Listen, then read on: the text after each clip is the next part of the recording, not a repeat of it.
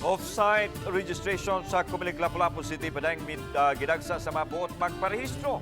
Way klarong linya ug ang mga tao nagunahay nga makasulod sa mall. Si Luan Merontina sa report. Ingon niini ang sitwasyon sa usa ka mall sa Barangay Paho, Lapu-Lapu City diin gipahigayon ang off-site registration sa Comelec sukad kagahapon. Taas nga linya sa mga buot mosulod sa mall aron magparehistro ang nasinati bisan sa kainit sa panahon. Ang uban nangita na lang og bisan unsang butang nga ikapandong aron magpabilin gihapon sa linya. Pipila sa nahinabi sa RTV Balitang Bisdak mibutyag nga 4 ka oras na silang naglinya apan daw wa kini mairog. Gahapon pa mi diri alas 5. Nya ang gikat-off nila ang form. Alas 9 nya balik na sa mi nya dito hapit na mi. Ba mi gipauli mi kay wa ko yung number among form. Karon balik na sa mi alas 6. Wa gihapon. Unsa man ning sistema da wa gay ni maglihok dito. Ang uban, way mahimo kundi mo antos na lang. Okay na lang kay so maura man niya mo gingari.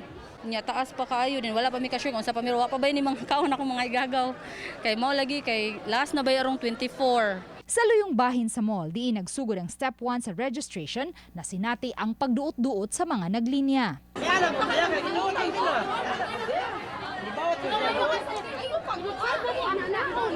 Apan sa sulod sa mall, hapsayra ang linya sa mga nagparehistro. Gipasabot ni Attorney Janet Lamban, election officer sa Comelec Lapu-Lapu, nga igo lang nilang gikontrolar ang gidaghanon sa mga makasulod sa mall. May linya man unta sa gawa sa mall, apan kasagaran wala mutuman. Orderly man gud ta sa sulod. Ang nakadaot na to kay gusto man gud sila mag-unag sulod nga ready man gyud na pwede kay makabalda ta sa store biya ni.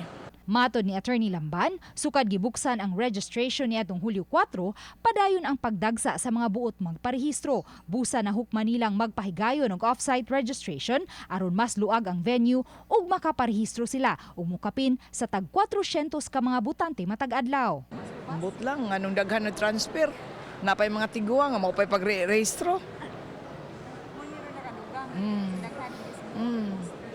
But this is only for iski dapat ang new ba kay mao man gyud atong gi-expect nga wa pa marehistro. Ugmang adlaw, sa Paho Gym ipahigayon ang off-site voters registration ug alang lang kini sa mga residente sa dapit. Bukas usab ang Comelec nga mopahigayon og off-site registration sa ubang mga barangay kun adunay request. Uban ni Marlon Melgazo, Luan Meronina, Balitang Bisdak.